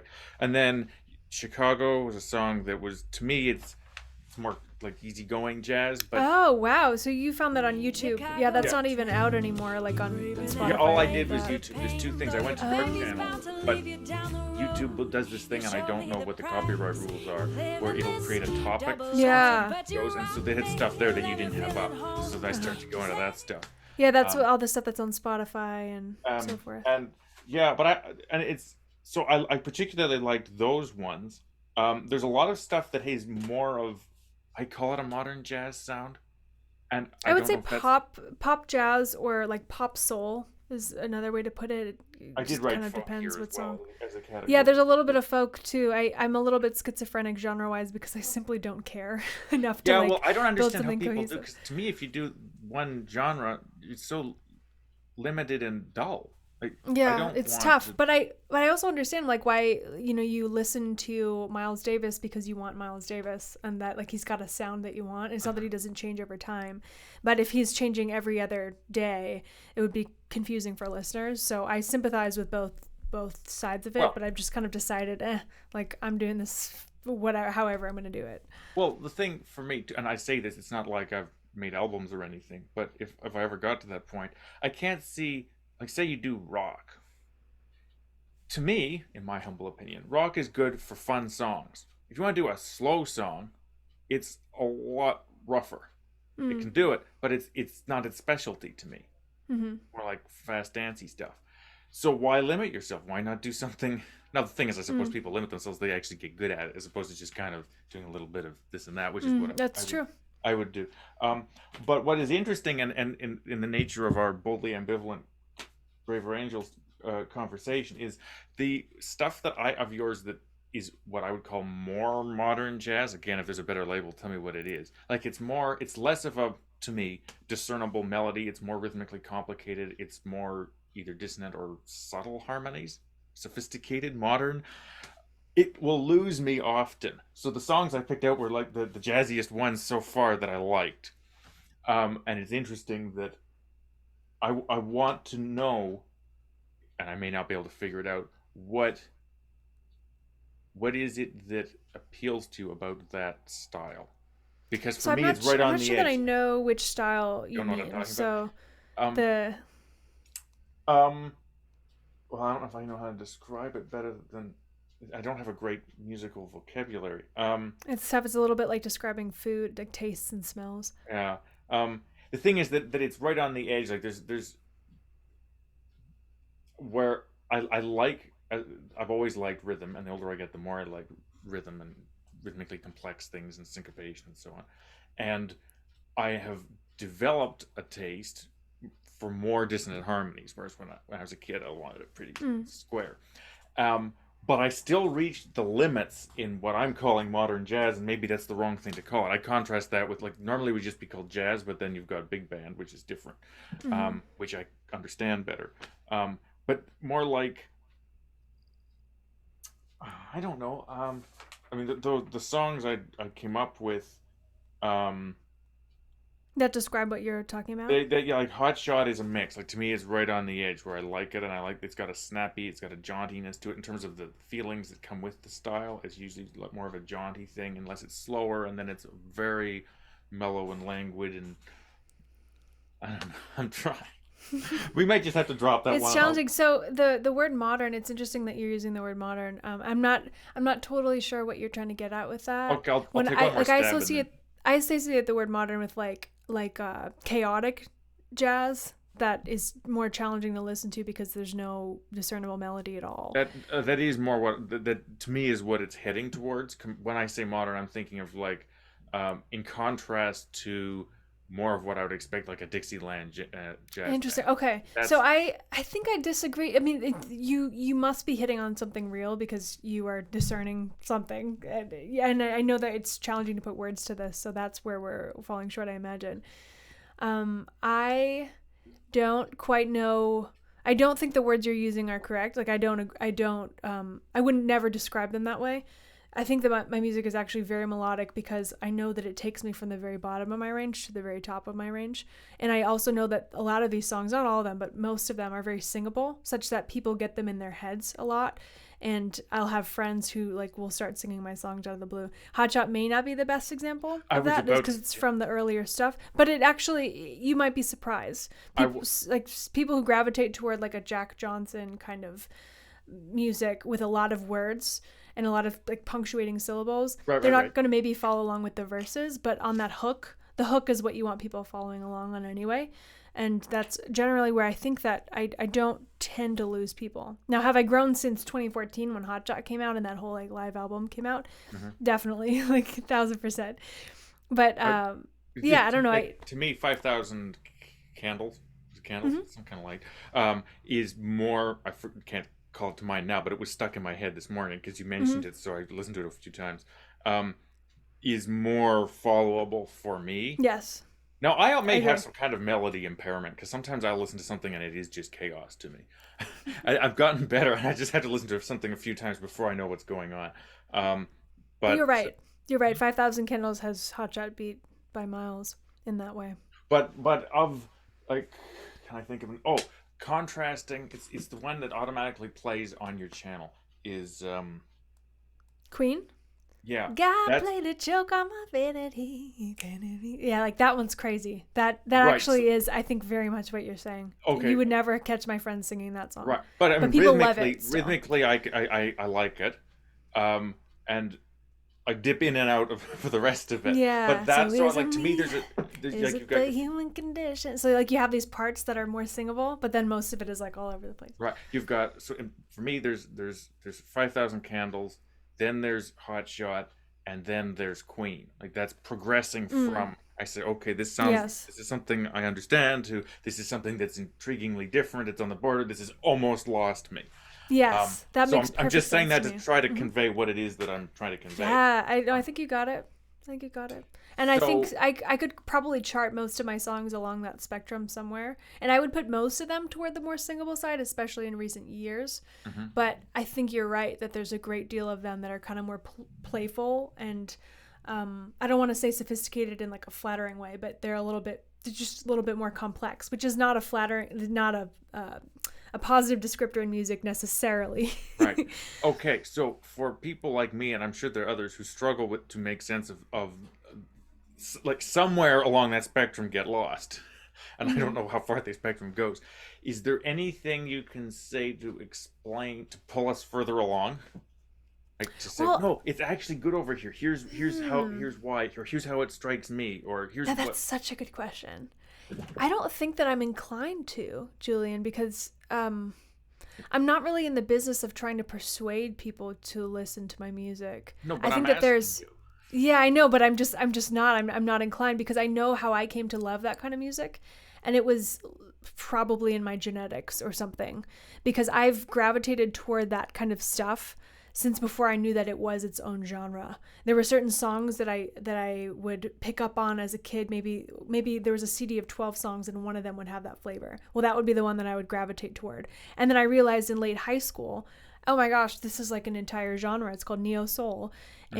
and you can eat at the buffet of neo soul to your heart's content now that you know that it's there. I'm going to write it down. but It's put in my but like notes. I don't like rock music, and I would never want someone to persuade me to like rock music. I mean, I don't get me wrong, there's some rock tunes that are exceptionally well done and very catchy and will get me tapping my toes, but it's not going to be my go-to ever. And I just simply, because I know how stubborn I am in that preference, I would never try to talk someone out of being stubborn in their practice, because I think kind of like the Jonathan Haidt like politics personality thing, it's kind of stuck. See, this is my theory. My theory is that actually music, at least, may be the most controversial, or some there are other things, but music may be the big one, most controversial of all the subjects, Mm, because it is that. It's you like that. How can you like that? Right? It's the most that, and so to me, that's where the maybe that's where that kind this kind of conversation actually, mm. and we could be at the cutting edge of this, because although I don't want to be in the position of defending it, I've always liked quite a bit of rock, or no, not quite, I quite liked a bit of rock. That's a better way to Mm. put it. Yes. But I really find it hard to stick to any genre or even musician. Like it's more just a bit of that, bit of that, bit of that. But it's to me what it is though is the exercise in trying to make sense of it or even just tolerate it from someone else is the same thing as ooh Trump supporters, right? Like it's Mm. disgust, it's a visceral response, it's not wanting to be contaminated by something. It's those are the sorts of emotions. So to set up a place where you can actually try to work through it is intriguing. So that's why I was asking you. It's one of the That's things super I'm trying interesting. to figure out what's with these people who like that sound that I was calling modern jazz. And when you're talking about it being more complicated and more sophisticated, doesn't that mean it's more modern? Like the morality aside, doesn't that mean it's more recent? I suppose so. Yeah, I Oh, suppose so. But there was a great deal of complexity in Bach and Beethoven, if which you'll learn if you take a music theory class. Maybe you have all this. There's this concept called voice leading, where notes are only ever allowed to move together in a particular way, and it when you look at it with modern eyes, you're like, how did they follow all these rules? Like, what? How did they remember that you're never supposed to have parallel fifths and parallel? Like, what does it even mean? Like, why did people care? Like, why didn't they? And so there, I don't know that you can find complexity by looking back. Also, in fact, maybe you can find more complexity by looking back. But there is a certain flavor of complexity, right, that right. like beautiful chaos of jazz that's like all over the place, Well, the that's Herbie Hancock and yeah, whatnot. that's what intrigues me too. Is that I I really like the beautiful chaos isn't a bad I wouldn't say it, but isn't a bad way to describe what I like about like a New Orleans jazz band or something. Mm, Or again, I'm not sure about the terms, but like what for me is a more followable jazz band. But I know someone who said that when she was a kid, that jazz generally was messy music to her. mm, So like, again, I can see like I'm further on the spectrum than some people, but then others have gone further.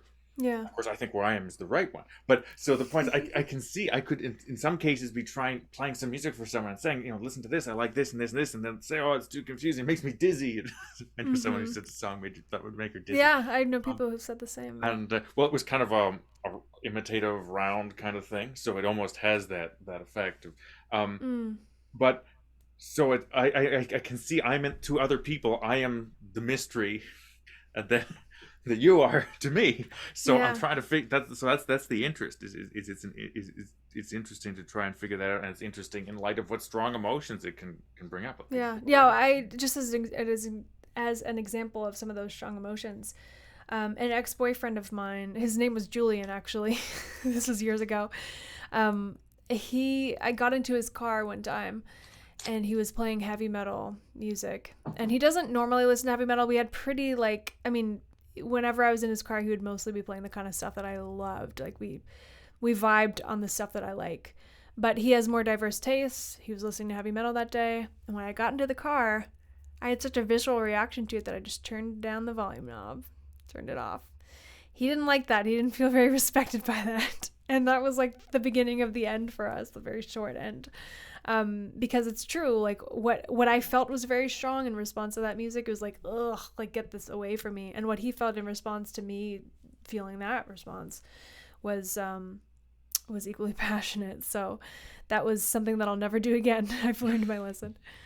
But yet, this gives me an idea for a show. The show is I wanted to do a musical show on YouTube, but I couldn't figure out how to do it because I before knew that there was such a thing as a reaction channel. I Mm, I wanted to do. I thought I wonder if anybody would have any interest in listening to me listen to music and describe what I liked about it. That seems such an indulgent. Who would care? And then I watched some people basically do that. they totally Um, do the same thing. um, uh, but what about if instead you have two or more people and they come armed with songs? Now I don't know what the copyright rules on YouTube are. Maybe you know more than I do. But and they say, okay, here's a piece I don't think you'll like, but I'm going to tell you why I think it's terrific. And then they go through and spend 20 minutes not trying to Mm, convince, trying to explain. And or here's one that's half and half. I thought you might like it might be the most of the right. things you won't like is the most likable, or and actually Yeah. so try to have like your braver angels conversations about music, and that'd be interesting. I think that's really fun. And if Braver Angels ever pioneers something like that, we're gonna recruit you to lead it because that's a very very bridge buildy idea. Well, you can come on my channel and test it out if you like. I'm not going to put you on the spot now, but you might want to I'll think pitch it about to the team. Honestly, I'm just since I'm just getting back from honeymoon, I'll probably be resuming my Braver Angels duties pretty soon, and I'll pitch to them, see what they think. well, I might want to test it on my own first, I think, before I officially brought it to anyone else. I don't know if I can do it. Oh, Maybe there's always a segment where they just throw stuff at the camera and say how yeah. terrible the other person's music is. Well, that's why you always set like this is a three part series. So you've got like a clear parameter. So if you fail on the first two, you're not committed to do 12 of them or 20 of them. You can just have your three, and it was a pilot. We all knew it was a pilot. It's Hmm. like starting a podcast. I think it's really cool to start a podcast with keeping in mind that it's going to be 5 episodes long. And if people love it, and if it's going well, and if it seems sustainable, then you keep going. And if not, you just don't.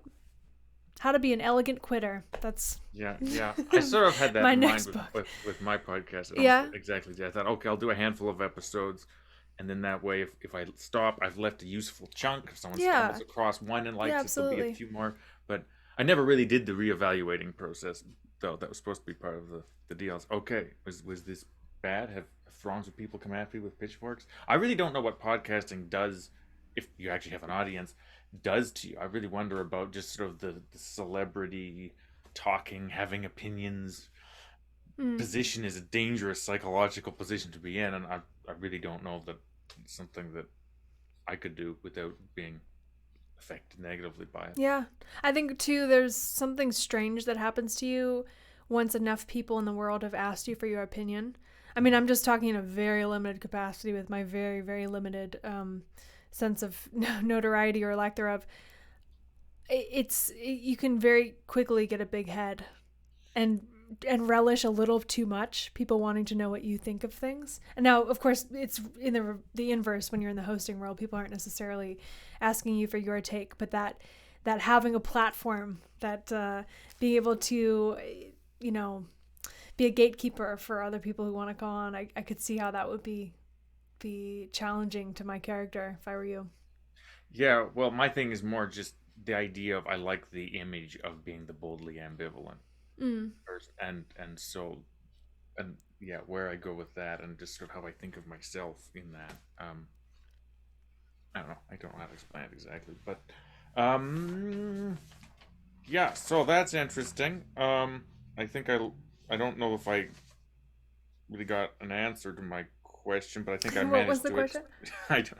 The question was, I guess, would be, is there a way that you would describe what I'm?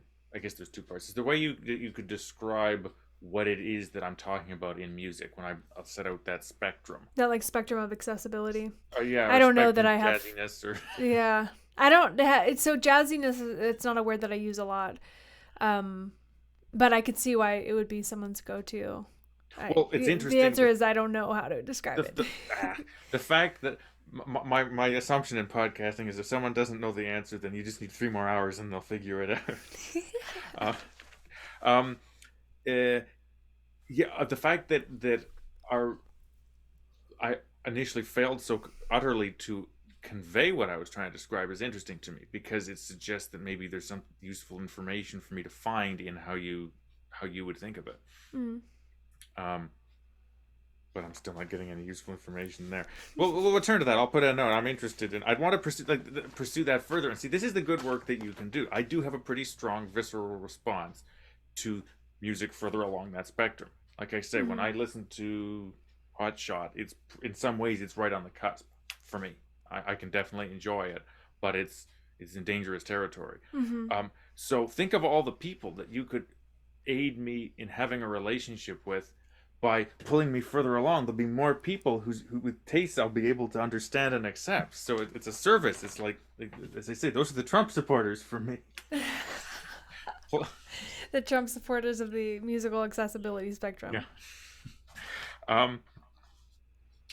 Okay. As far as objectivity and, well, I think let's take the easier one. Well, no, I'm okay. Remember I had a trio of questions. Do you think a lot of people really don't actually pay attention to music? Like they care more about what kind of jeans the band leader's wearing or something, or like how loud he screams, or like going back to something like metal. I think this may just be the way people respond to music they don't understand, but I wonder whether something like that is more about sort of the culture around it, whether it feels like your people. Again, this is part of my grand theory for unifying stuff. Is never mind the arguments.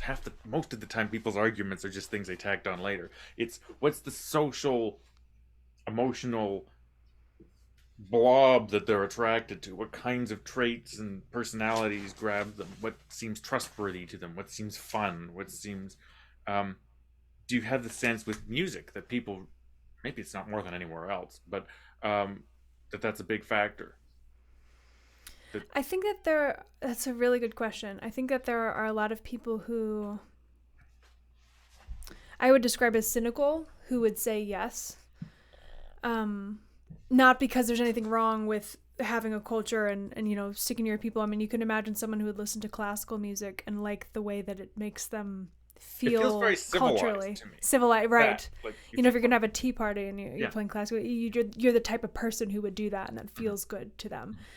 I don't think you can divorce culture from music, certainly, especially when you have these really, really flavorful cultures musically, like hip hop, like Latin American music, like rock and roll, like jazz, like each one of these is really loaded. Those words are really loaded with the culture that they carry, and I think that people listen to music to participate in those cultures, but I don't think that it's just that, or even mostly that, and I certainly don't think that it has to do necessarily with the jeans that the rock star is wearing.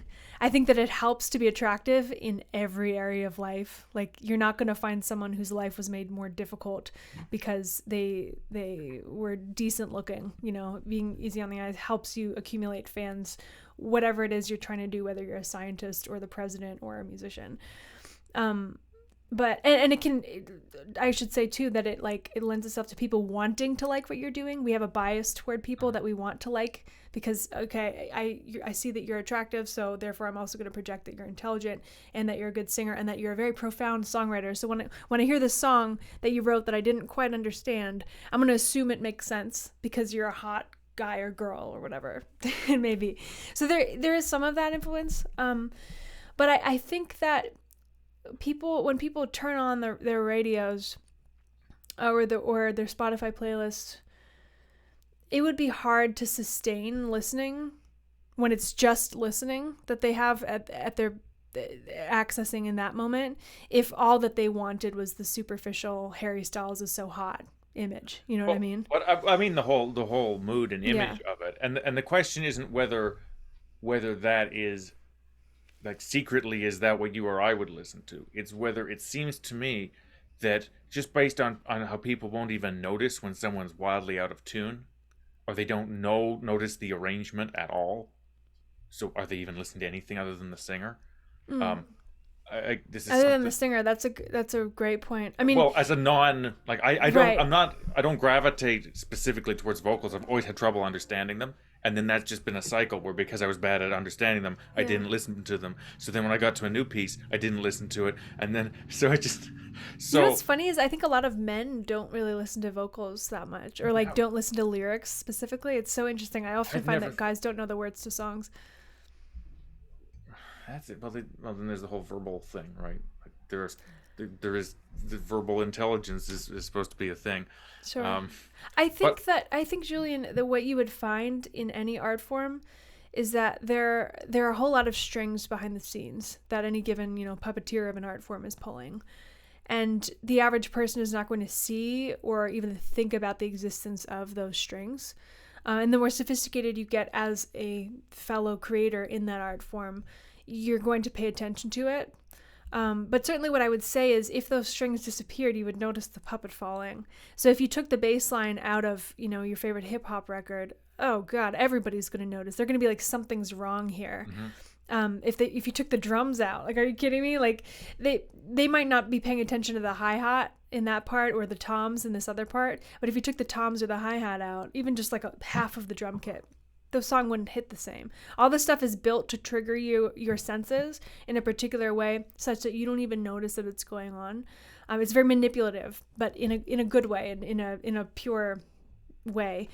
Simply because we can't pay attention to everything at once. And so I think that while what people think that they're hearing is the singer, they care a great deal about the other elements of the song too. They just wouldn't be able to name them or identify them or understand how much impact they're having. Does that make sense? I think it has to be right.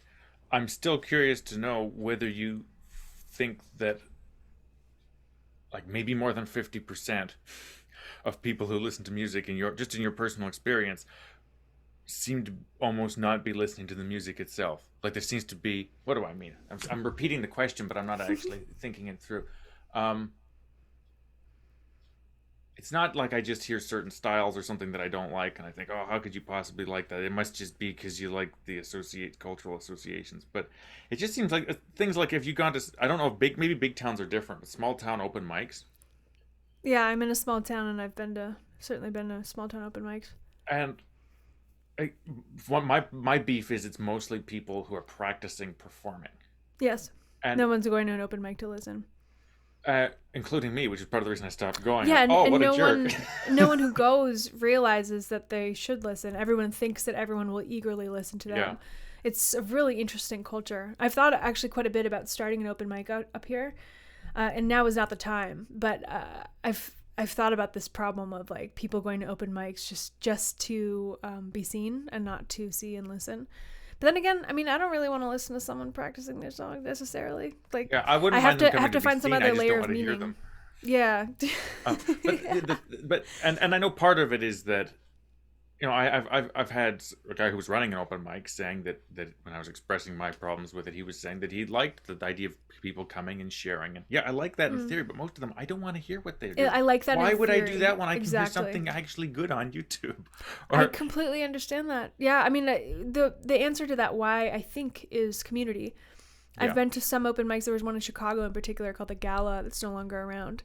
And that was like a really tight-knit group of people. They had a house band, actually, so a lot of people would come up and perform their songs. They would like give them a chart or, it'd be a cover song or something. And it was great. I mean, the caliber of performance was immaculate compared to what you see at most open mics. So that helped for sure. But just knowing that you're going to hang out with friends, I mean, it's hard to build that culture up from scratch for an open mic, especially when open mics tend to attract kind of like ragtag bunches of like amateurs. And I don't say that derisively. It's true. It's objectively true. You're not going to be a professional going to open mics in most cases. But Yeah, I don't know. Interesting problem, interesting concept. I'm glad you noticed it too. Yeah, well, what was funny because I went to a number of them and felt sort of superior because I thought, and again, I believe it's objective. I just thought I didn't sit there thinking I'm better than them. I thought if I was as bad as them, I wouldn't be coming. And then wait a minute, but why are you coming anyways? If you're better than them, Right. what's the benefit of? It's an inappropriate fit. You're just going to be listened to. So who's the jerk? This is the So, most self-reflective open mic anyone's ever seen. well, but anyway, but yeah, it's something I'm trying to figure out with music is specifically, and maybe I can give you a better idea of what I'm up to musically at some point. But I would love it's to hear sometime. um it's just there's so much that I think, are they paying attention to the notes? Why did they play that? Why did they come here? Why are they listening to that? Um, I can hear music I don't like, but I think it's well done. Mm-hmm. Um, and then there's the rest of it. Mm-hmm. So I'm just trying to figure it out, and so we don't, we're almost out of time here, but it gets into the other questions about, is there such a thing as objectively good and bad? Even just from a personal point of view, I do feel as though my tastes have developed. I don't think they've just changed. I think they've developed, Mm-hmm. and I suspect lots of people could accept that. But then there's another step: is, well, if my taste can develop, can taste be more in one person be more developed than in someone else's? Ooh, this is getting dangerous now. Yeah. Um, Yeah, it's easy to compare yourself over time, but comparing yourself to someone else's present always feels a little bit sheepish. Like we can look back on our culture 100 years ago and say, "Oh, how backwards it was that we did X, Y, Z." But how uncomfortable is it to look across the globe yeah, yeah, at some nation on the other side of the world and be like, "Well, we're a little more advanced than them." It yeah, doesn't feel right. yeah. Especially the more liberal you are, probably. Yes, especially the more liberal you are. Exactly. Anyway, so there's lots more, but I've got maybe 5 minutes left before this chunk ends. So I'm wondering, do you want to just wrap it up now and do more later, or not? I don't want to box you into. Let's riff on Okay, let's riff good. on this for the remaining time that we have, Okay, and see well, if we feel like I don't know that it's wise to restart just because the momentum, but um, I I think that there is such a thing as objective good in music. Now, am I able to identify it? No. I don't know if you follow Sam Harris at all yep, and a read little any of bit. his work. Okay, I was a really really big Sam Harris fan a few years ago. And it's not that I hate him now. I just A lot of people seem to get lost in the last couple of years listening to him, though. yeah, and I have nothing against him at all. I just kind of we have different interests, I guess. The AI stuff never appealed to me, but he has this book called The Moral Landscape, which Hmm. alludes to what we just talked about, how like one culture can be more developed than another, more morally advanced, and how it's awkward to say that out loud, but it can't not be true at the same time. And just because it's true doesn't mean we can identify what it is. So he has an analogy. He says, we know that at this moment, there's some amount of birds in flight over the entire earth. We don't know how many of them there are. We could theoretically find out. It would be very, very hard in practice. But all we know is that there's some amount, like it exists. And that's kind of how I feel about the objectivity standard in the arts, is I know the standard exists. I know that it's not just one bird in the air globally. That doesn't sound right. And I could probably guess that it's not like 700 quadrillion birds either. So it's somewhere in between, like when I think of how many birds are flying. Yeah. And it's the same way with this. Like, I know that there's like a core, there's a center of what it means to be good, and some things are clearly like closer to it or farther away from it than others. I think trying to nail down exactly where it is probably a waste of everyone's time. So I've stopped striving after that question too much in my own artistic walk, because I've just found it distracting. But that's how I would describe it, as like there's a core, and I don't know where it is. It's fuzzy, and it's really challenging sometimes to discern, but I know that it's there. I don't know if this is helpful, but one thing that can be useful, and at least emotionally, it kind of solves the how can I be judgmental but not feel like I'm being too judgmental problem, is if is to link as much as possible. You're to be very clear about what the criteria are. Mm. But it's not, for to use the cultural example, it's not saying this one's better than that one. It's saying in this particular way, according to these criteria, this this tool for this purpose is more developed for that purpose than this one. Now, maybe it Yes. smells worse, maybe it's made of plastic, or it'll give you cancer, but for Right. this purpose, it's better. Um, That's a I- great way to deal with that problem, it Julian. doesn't. Let's do another round of this as we have Okay, 1 minute left. okay, great. Right. Yeah. Well, I don't know that it solves it any more than what you're saying, though. That I can say that you can be very specific and say what is this good for in this way, and by these criteria, and you can do that with music too. Like you could say, like that's just bad technique. Hmm. What would that person be trying to achieve? What's in order for that to not be bad technique? And we can probably all Yeah, what agree they on. thought they were doing versus what they actually did. Um, I guess. I mean, I'm Or just were thinking. aiming to do. I mean, I'm thinking of singers in particular who are very delusional about what they're doing when they open their mouths. Well, I do, yeah. Leads into a whole other interesting conversation would be whether there's different musical specialties that have their own pathologies. Oh, there Um, certainly are. Yeah. I know there are a lot of musical jokes about what different. I haven't Hmm. actually done a lot with other musicians, so I haven't had the benefit of all the culture around it, but I've dabbled in it, so I know that they've got their little jokes about each other and so on. Um, Hmm. but I don't know. It gets hard to be actually specific to get somewhere. Um, I do try. I'm not big on complaining or ranting, but at least in my head, I do derive some entertainment from pinning down what the problem is that I have with something. And certainly in music, it would be, or movies are the other one, where I'll just think, as far as I can tell, if I understand at all what this person's trying to do, if given that they did this, I think they're aiming for that, and they clearly missed. Um, but it's still to be specific is difficult.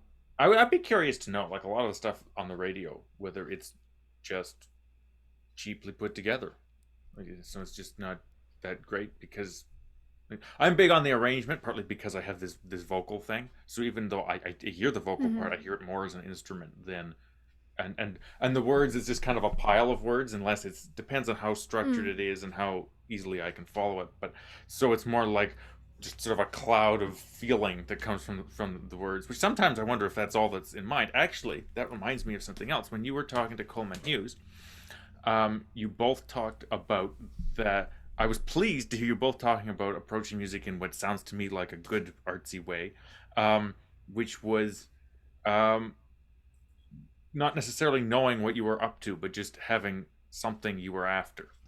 And that explains a lot, perhaps, because I don't mean for you. Well, no, actually, I know I did listen to the number he was talking about that he did, but I don't remember what I thought of it. Whether it was one where I was stumped, I don't know what this is about. But that's often the case with songs, unless it's really Hmm. basic. Where'd my baby go, or my baby's really hot, or there's most of the blues right there. Um, Yeah. uh, it's often I wonder, what are they trying to communicate, or are they just throwing words around? But it's Hmm. interesting if what you could be doing. I realize this has nothing to do with what we were talking about. Is more creating an impression and not even knowing necessarily what you're trying to say, but just going by what fits. The reason There's why I'm something emergent about a lot of music. I remember talking about the emergent um, properties of creating with Yeah, I'm Coleman a while talking ago. like you have a perfect memory of every podcast you ever did, which is possibly not true. Um, well, and that's to me, that's from my experience of noodling around on the piano, uh, is that yeah, when it works, it feels like it's coming from somewhere else, and it comes. Yes. It doesn't. It's not for me. It's not very planned, so I would say it's a more like jamming. But it's jamming and then saying no, but actually, can I work on that? Oh, that sounded like it should go there. Hmm. Okay, now I'll try it again. I'll try that, and then at the end, here's an actual piece that to some degree hangs together. Yeah, and Um, there's some constraints. Like that hanging together is built on constraints. You're sticking to a major scale or a minor scale for the most part, and you're sticking to some kind of meter, and these constraints lead you towards something that quote unquote hangs together, like you said. And with rhyming in particular, I mean, like a lot of Coleman's work is rap. I've come to appreciate. I used to be embarrassed by the fact that my lyrics were actually driven by the rhyme. Like as I'm searching for the next line in terms of what sounds phonetically correct or right. good, that actually changes the meaning of what I'm trying to say. And I used to be embarrassed by that because I was like, no, like I set out to mean this, and I'm going to say exactly what I meant. You're compromising just because it yes, sounds good. Yeah. Right, but I've come to understand that. I mean, there's more than one way to say something, and the rhymes can lead you towards saying something in a way that you hadn't thought of before. So, and it's like much what you were saying about the invisible constraints of a piano, and the meters you're using and the scales you're using, will lead you toward an interesting outcome sometimes. Right. Now the reason I brought all that up was right. Yeah. See, sorry, this is maybe liberal spaghetti brain. I'm trying to follow this back brain. to I'm whatever. so offended on my conservative linear brain. I mean, it would be nice if you could bring me back to what it was like. Before that, it was the idea of following inspiration, and we were talking about following inspiration because I was talking about your conversation, and I was talking about that because I was talking paying about attention lyrics to the music and lyrics. Top 40. Wait, you'd mentioned top 40 a little bit, like popular music and whether things are cheaply I was made. wondering whether it was objectively bad. See, that's where I mean, I would totally push back. I think there's so much excellent music on the radio right now. I mean, what does on the radio even mean? I mean, we listen to music differently than we used to.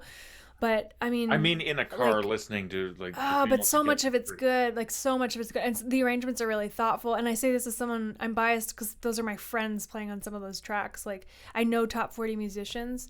I know the music director of so and so, and like the guitar player for so and so, and not like I know everybody in the planet, but like I see enough of the behind the scenes to appreciate the immense amount of skill that those people have, even if the outcome sounds like it's kind of dinky and cheap. So just because something is singable or playable doesn't mean that it was easy to write or easy to deliver in the studio like that. Now I will say, because electronic programming is so popular in music, and you can keep time or like make a beat by just like plugging in some numbers on your computer, and now it's perfectly quantized. You have your kick on the 1 and your snare on the 2 and kick on the 3 and snare on the 4, and it could keep going until infinity in perfect time.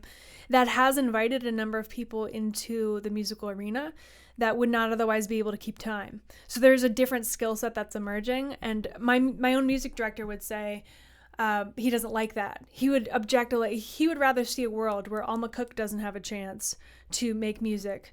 I only have a chance to make music because of this software that's available and like the consumer grade microphone that I'm using and so forth. Like that's what makes it affordable to me. And it's that same affordability and accessibility that has made it affordable to all these people who are garbage at it. And he sees the musical landscape as being very polluted and just full of people who aren't serious, like he finds it deeply unserious, I think is like the best descriptor, which maybe you resonate with that too. So I understand, like to a degree, like the pool has gotten bigger, but I think the fish within the pool have only gotten bigger still. And so the musicians you see on top today are every bit as, if not even more skilled than musicians you might have seen a few years ago. But who knows? There's no way to measure this. Well, I don't know. I think it'd be fun to actually try, anyways. But I'm not going to debate anything with the top 40 because we aren't necessarily talking about the same things. Sure. I'm just talking about like channel surfing on the radio, and where I will just keep pressing it or letting it seek for anything that sounds like I have a clue why they did it. I don't have to like it. It's just you're really into the why. Well, the way it strikes me is there's a lot of stuff where I think there's no point in making that. There's nothing distinctive about it. There's nothing. Yeah. It's like a lot of stuff seems to have just too much percussion over it. I don't know if that's a useful description. Yeah, and I'm trying to figure out, am I just miserable and critical, or am I onto something? Or what's the deal? Where's the line? What's what? I think you're onto something. I also think that generationally, it's easy to look at current day music that you're not a teenager for, and not understand it the way the current day teenagers do. I think they have a lens that we don't have. Like there are ones I like. I'm not saying it's all terrible. The music yeah. is these like I could list Bruno Mars and Bruno Mars and Anderson .Paak's Silk Sonic record, A+. That's on the radio, and that's like some of the best soul music you'll hear. I wondered if I should come prepared with more list when people ask me things like, "What podcast do you like to listen to?" I I just know. draw a I blank. blank. I always blank. What I did, it was funny. I was talking to a guy, and he shared this extensive list of his podcasts that he liked, and then he asked me, and I didn't think to list the names of the podcasts. I just listed the people in them. So I know Mm. one with a scientist, and I know, and that I know the names of all these podcasts. It would be more meaningful, but anyways, for some reason, just ill-equipped. I'll claim that I come in with an interviewer mindset, and I'm not prepared to have, I even though that's understand supposed that. to be part of the deal, is that people can ask me It's challenging questions. So conversant. it's supposed Yeah. to be fair.